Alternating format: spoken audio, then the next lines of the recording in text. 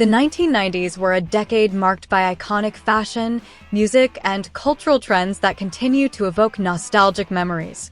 However, as society progresses and values evolve, what was once considered acceptable in the 90s may no longer align with contemporary norms.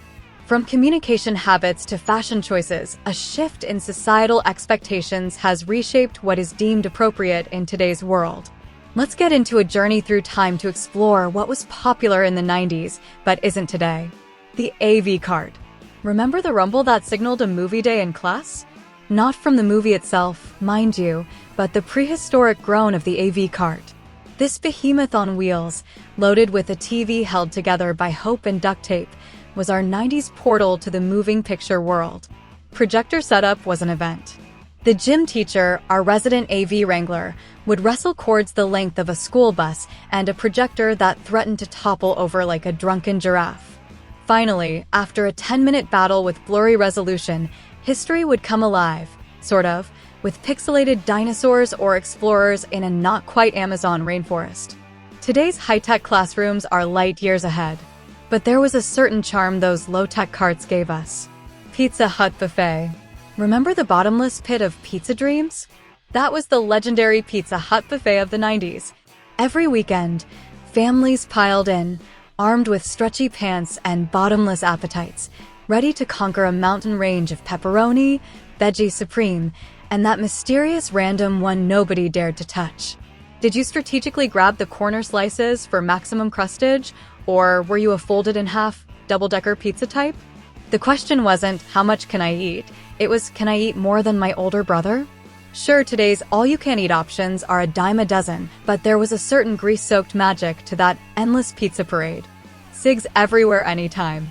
Remember when restaurants were like smoky jazz clubs in the 90s? Lighting up at a booth was as natural as ketchup on fries. Cigarette ads adorned billboards, and puffing between events was common at sporting matches.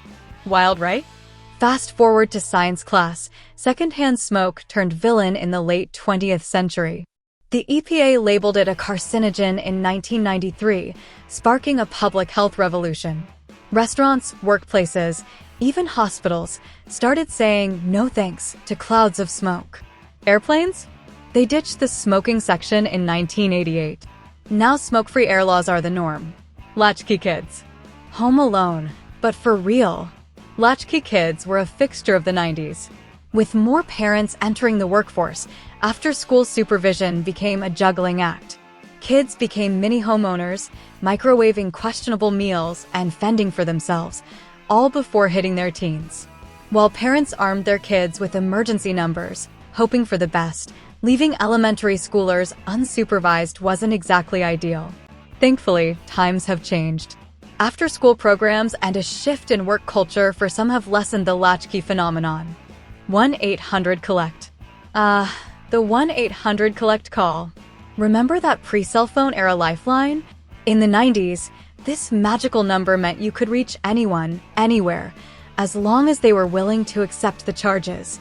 Before widespread flat-rate plans, calling long distance could get pricey.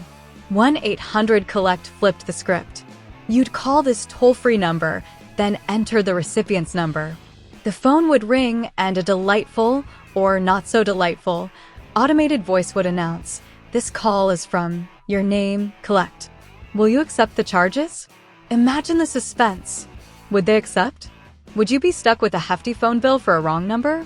The drama. Thankfully, technology marched on. Cell phones became ubiquitous, and calling long distance became more affordable. Collect calls faded into the background, a relic of a bygone era. But hey, it was a lifesaver, or wallet drainer, in its day. JNCO. JNCO jeans were the epitome of 90s fashion, a celebration of baggy, wide-leg silhouettes that defied convention. Imagine walking down the hall feeling like you were barely containing a colorful explosion on your legs. These jeans were more than just denim. They were a statement. JNCO embraced artistic expression with crazy embroidery, graffiti art plastered on the back pockets, and enough fabric to billow in the wind or the school hallway. If comfort and a whole lot of leg room were your thing, JNCO jeans were your ride. But JNCO wasn't just about outlandish styles. They were born from a love of street culture, music, and individuality. They were the uniform of choice for skaters, hip-hop artists, and anyone who wanted to stand out from the crowd. Fast forward to today, and JNCO jeans are still around. While not quite the mainstream phenomenon they once were, they hold a nostalgic charm for those who remember rocking the baggy life in the 90s.